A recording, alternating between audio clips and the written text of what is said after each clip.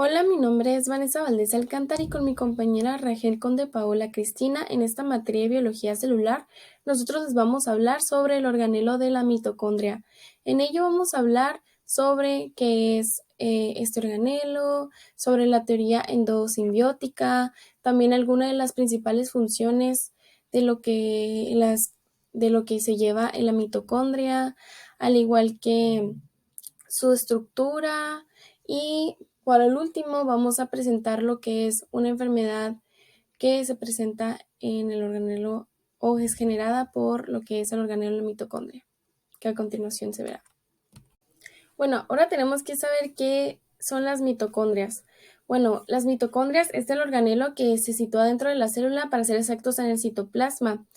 Estas se conocen como las centrales eléctricas, ya que producen el 90% de la energía que ocupa lo que es la célula. Esto mediante lo que se conoce como la respiración celular, ya que en la mitocondria ciertas enzimas son capaces de transformar lo que es la materia de los nutrientes a moléculas de ATP, también conocido como adenosín trisfosfato. Ahora vamos a hablar sobre lo que es la teoría endosimbiótica. Entonces, básicamente esta teoría nos habla sobre que hace más de 2.000 millones de años antes de que la mitocondria fuese lo que conocemos hoy, era una bacteria aeróbica, es decir, que vivía independientemente solo con la presencia de oxígeno. Entonces, ¿de qué se trata esta teoría? Bueno, tenemos, como podemos observar en la imagen, una imagen de la bacteria y una imagen de lo que es una célula nucleada y anaerobia. Como se puede ver, pues la bacteria generaba lo que es energía y podemos ver a la célula triste porque pues esta no puede. Entonces, ¿qué pasa? Dice la célula, pues te voy a comer.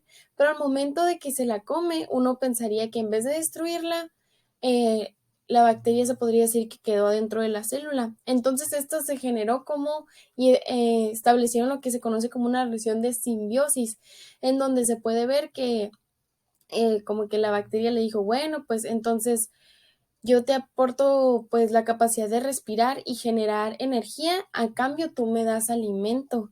Y eso es lo que es la teoría endosimbiótica, que básicamente la mitocondria antes era una bacteria, la célula se la comió y ahora sí la célula le da como alimento y la mitocondria le da el ATP a la célula y la energía que necesita.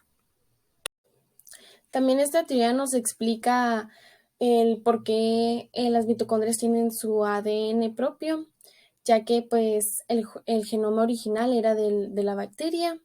También nos explica un poco de que pues las mitocondrias, por qué las mitocondrias son muy similares a lo que son las bacterias actuales. Un ejemplo sería lo de que contiene un ADN circular bacteriano cerrado. También es que son los ribosomas 70S, a diferencia de los 80 de las células eucariotas que lo rodean, y que también se dividen por fisión binaria. Además, estas, al igual que las bacterias, tienen lo que es una doble membrana, que más adelante mi compañera les explicará en lo que es la estructura. Ahora vamos a hablar sobre las funciones que suceden en lo que es la mitocondria y principalmente vamos a hablar sobre la respiración celular. Básicamente esto inicia, como se puede observar en la imagen, en el proceso de lo que es la glucólisis. Esta inicia con lo que son la molécula de glucosa y nos da como resultados dos moléculas de piruvato de 3 carbonos. Y de ahí nos pasamos a lo que es el segundo proceso, que es la oxidación del piruvato. En la glucólisis nos deja como tal el resultado de 4 ATP obtenido. En la oxidación del piruvato es cuando las moléculas obtenidas de la glucólisis, aquí mismo es donde ya estamos, en la oxidación del piruvato es cuando ya estamos en lo que es eh, la mitocondria como tal, que es la oxidación del piruvato, se va a convertir a lo que conocemos como una molécula de acetil-CoA. Estas también se convierten en dos moléculas de acetil-CoA porque eran dos moléculas de piruvato. Entonces, aquí es cuando ya entra lo que es al ciclo de Krebs, o también conocido como ciclo del ácido cítrico, que más adelante vamos a hablar de él con detalle. Y por último pasa por lo que conocemos como fosfolarización oxidativa, también conocido como la cadena de electrones, que también más adelante vamos a hablar, ya que este es fundamental, ya que es el último proceso que pasa para la generación de ATP. Y vamos a hablar sobre cómo es que funciona esta cadena de transporte de electrones. También vamos a hablar sobre lo que es el proceso de la beta oxidación. Esta se divide en lo que son 4 reacciones y su proceso básicamente es como de una hélice que da como 4 vueltas. Entonces vamos a empezar, como pueden ver, aquí está un poco de lo que es las 4 reacciones, pero vamos a verlo más. Como podemos ver, aquí tenemos otra imagen en donde hablamos sobre las diferentes reacciones que se llevan en la que es la beta oxidación. Primero tenemos la oxidación por deshidrogenación. En esta parte se agrega lo que es una molécula de FAD y después tenemos lo que es la hidratación, que se agrega lo que es una molécula de agua. Después, como tercer punto, tenemos lo que es la oxidación por deshidrogenación y aquí también se agrega lo que es una molécula de NAD. Y por último, tenemos lo que es la escisión, que aquí básicamente sale lo que es carbono en forma de lo que es la molécula de acetil-CoA. Y al final del proceso tenemos como resultado lo que es el acetil-CoA menos 2 carbonos. Y este proceso se vuelve a repetir hasta generar suficientes, como se podría decir, resultados carbonos. Y vuelve a repetirse el proceso, como les había dicho, por eso es como de una hélice. Bueno, una vez explicado lo que era beta oxidación, ahora vamos a explicar lo que es el ciclo de Krebs. Este inicia con lo que es la molécula acetil-CoA, como podemos observar en la imagen, con 2 carbonos. Después se le agrega a la molécula lo que es el oxalacetato y esto se convierte la molécula en 6 carbonos. Pero como pueden ver, durante el camino se le van quitando carbonos hasta quedar hasta 4 carbonos y estos carbonos salen perdidos como dióxido de carbono, pero también se le van agregando lo que son 2 moléculas de NAD. Después entra lo que es una molécula portadora de energía, que es la GDP, que es equivalente a lo que es el ATP. También entra lo que es una molécula de FAD, es similar a lo que es la NDH. Y también al último podemos ver que entra lo que es una molécula de NAD. Y por último tenemos lo que es el oxalacetato, que como se puede observar es una molécula receptora de 4 carbonos que se regenera en cada ciclo. Entonces, como les había dicho, este ciclo es un ciclo sin fin. Entonces, todo el tiempo se va a estar repitiendo lo mismo, vaya, pues no tiene fin como tal. Aquí, como podemos ver, es una animación de donde se mira un poco mejor lo que es el proceso del ciclo de Krebs, donde sale el acetil-CoA, después el ácido cítrico, el isocítrico, en donde habíamos dicho que entraba una molécula de NAD, salía un carbono como dióxido de carbono. Después tenemos el cetoglutárico, el succinil-CoA, el succínico, y como les había explicado, estos son los nombres de pues cada proceso, vaya. Ahora vamos a hablar sobre la cadena transportadora de electrones. Esta se basa en primero 4 complejos proteicos, que son los que salen, como pueden ver en la imagen. Y este se divide en lo que es el espacio intermembranoso, en donde está la mayor cantidad de protones, la membrana mitocondrial, donde están los complejos proteicos, y la matriz mitocondrial. Entonces, esta cadena de transporte es básicamente de que queremos que los protones vayan al espacio de la matriz mitocondrial, vayan al espacio intermembranoso. ¿Y cómo hacemos esto? Bueno, de los electrones que obtuvimos antes de la oxidación, estos nos van a ayudar a bombear en cada complejo protones de la matriz mitocondrial al espacio intermembranoso. Pero estos electrones también van pasando por cada complejo.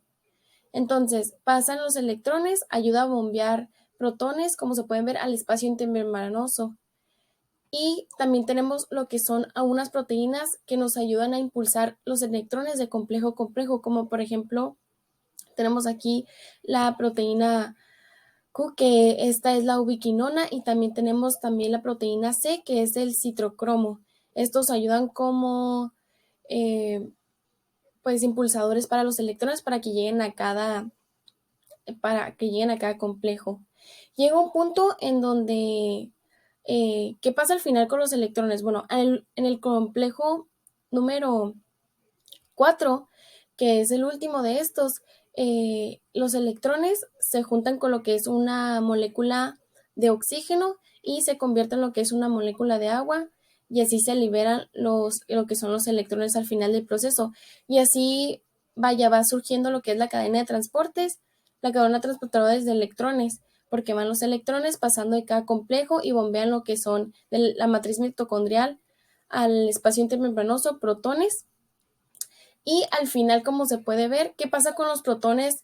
Porque llega un punto en donde el espacio intermembranoso está lleno de protones. Entonces pasamos a lo que es el ATP sintasa. Entonces, aquí podemos ver una imagen, pero ¿qué pasa cuando el espacio intermembranal se llena mucho de protones? Pues como habíamos dicho, estos tienen que bajar ya que se hace un desequilibrio del pH. Como pueden ver, en el espacio intermembranal es alto y en la matriz es muy bajo. Entonces, de cierta manera, los protones tienen que bajar, y estos lo hacen por lo que es el ATP sintasa.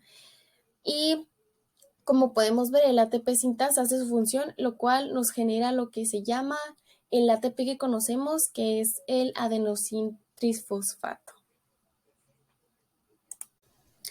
Entonces, como podemos ver, ya se explicó todo lo que es los procesos de respiración celular y las principales funciones de la mitocondria para lo que es la generación de ATP.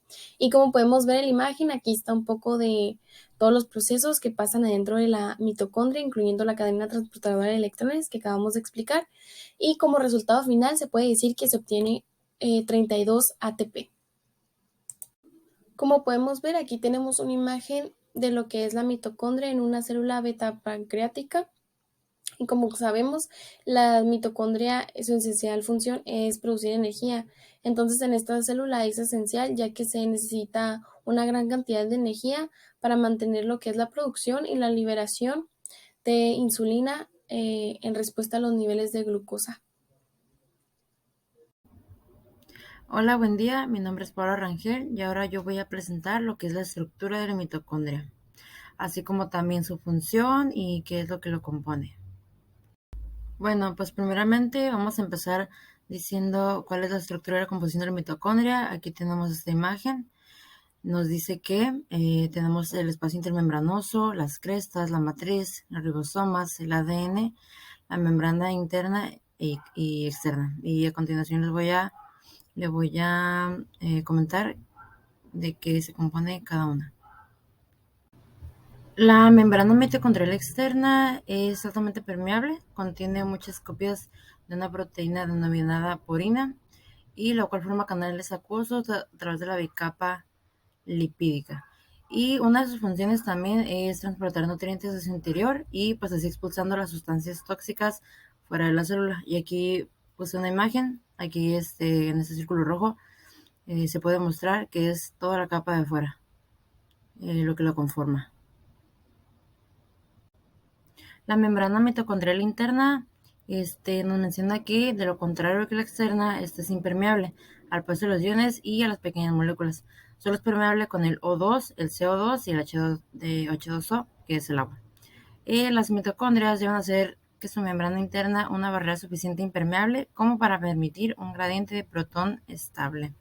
Y pues aquí nos muestra que es la capa que está dentro ya de la externa y pues recubre todas estas estructuras que están dentro de ella.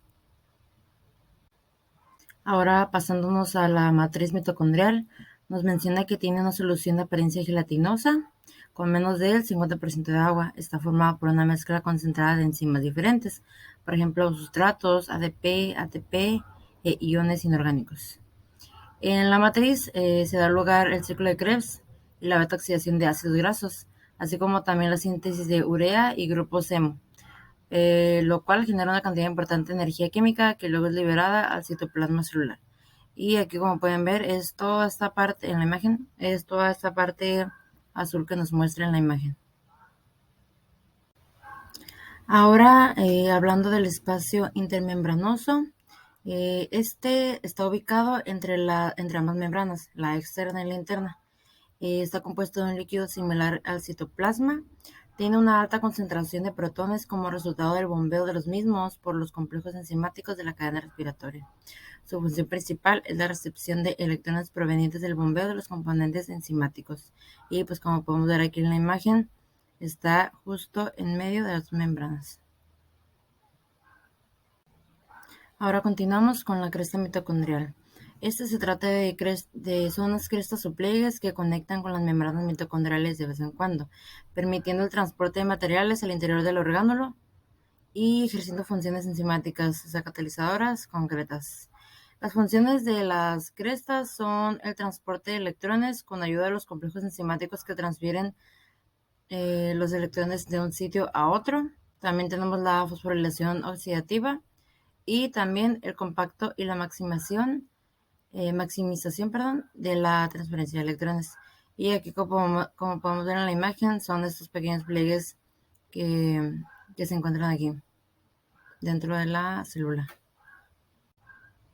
En la mitocondria también tenemos lo que son los ribosomas y son llamados mitorribosomas.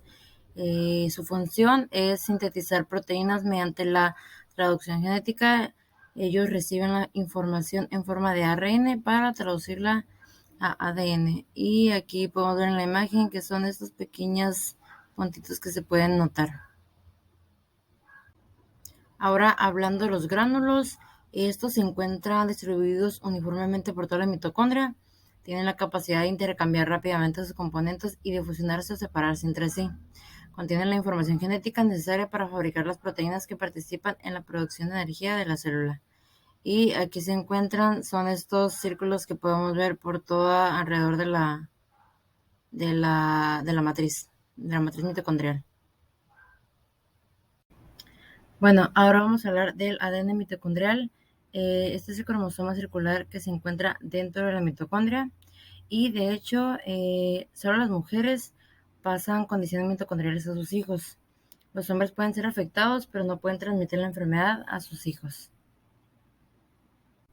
Ahora voy a hablarles sobre algunas características. El ADN de las mitocondrias es circular y tiene 37 genes. Aquí de hecho en la imagen se puede notar, son estos circulitos pequeños que se notan aquí. El ADN en el núcleo es una doble hélice y tiene alrededor de 20.000 genes. Representa menos de 0.2% de la información genética de un individuo, pero la célula puede tener de 10 hasta 1000 mitocondrias. Por lo tanto, en cantidad de material genético, el ADN mitocondrial puede superar el ADN nuclear. Bueno, ahora vamos a presentar la enfermedad. Nosotras escogimos la enfermedad de neuropatía óptica hereditaria de Leber. Bueno, pues esta enfermedad mitocondrial primaria es la más frecuente. Está caracterizada por pérdida de la visión central, ceguera, y degeneración óptica. La ceguera afecta en ambos ojos. También es repentina y puede causar poco dolor de cabeza. En algunos casos hay síntomas adicionales, como por ejemplo temblorina, problemas del movimiento, alteraciones en el sistema de conducción del corazón y síntomas parecidos a los de una llamada enfermedad esclerosis múltiple. Y como podemos ver en la imagen, en la de abajo es como las personas van perdiendo la vista y así es como pueden ver ellos. Ahora vamos a hablar sobre la neuropatía óptica hereditaria de Leber. Bueno, tenemos lo que es el gen, que es el MTND1, es de herencia mitocondrial, y a la proteína que codifica es la deshidrogenasa NADH1. La mutación que se lleva es lo que es la sustitución del aminoácido de alina por treonina del gen ND1. Y la función de esta proteína es que esta cataliza lo que es la transferencia de electrones del NADH a la coenzima Q, que conocemos también como ubiquinona, que habíamos explicado en lo que es en la cadena respiratoria. Y como podemos observar también aquí en la imagen, como explicó mi compañera previamente lo que era el ADN, tenemos aquí lo que es el cromosoma mitocondrial y podemos observar que en amarillo se encuentra ahí lo que es el gen de esta enfermedad, el MTND1. Ahora para finalizar podemos ver del lado izquierdo lo que es la imagen de la proteína, que es la deshidrogenasa NADH1, que es la que vimos que es literalmente el complejo 1 de lo que es la cadena de transportadora de electrones que habíamos explicado al comienzo. Y podemos ver aquí el gen que es el ND1, que es el que está en rosita como en la esquina. Ahí está ubicado lo que es el gen como tal y esta es la proteína. Y del otro lado podemos ver lo que es el complejo como tal, que es la proteína que habíamos dicho. Y en lo que básicamente pasa en esta enfermedad es que el gen afecta lo que es el complejo número 1, haciendo que no se lleve a cabo bien lo que es todo lo que es la cadena de transporte de electrones, haciendo que al final de cuentas no se genere el suficiente ATP necesario para lo que es el ojo. Ahora vamos a hablar sobre las manifestaciones clínicas de esta enfermedad. Primero tenemos que te sucede un impairamiento de la visión borrosa o enturbiamiento de la visión central que impide la visión de detalle en los dos ojos, como podemos ver aquí en esta imagen. También tenemos disminución de la visión central que se necesita para leer, reconocer rostros o también para manejar. Tenemos poca agudeza visual en 80% de las personas, que empeora de tal forma que no se pueden ni siquiera contar los dedos. La capacidad para ver detalles finos también se pierde, los colores parecen desvanecidos y con el tiempo la pupila tendrá menos capacidad de reaccionar ante la luz. También, como otro dato, afecta más a varones entre los 20 y 30 años de vida y 95% de las personas pierden su visión antes de los 50 años. Aquí en esta diapositiva pusimos todas las referencias que utilizamos para sacar toda la información para la exposición. Esto sería todo por nuestra parte. Muchísimas gracias por la atención.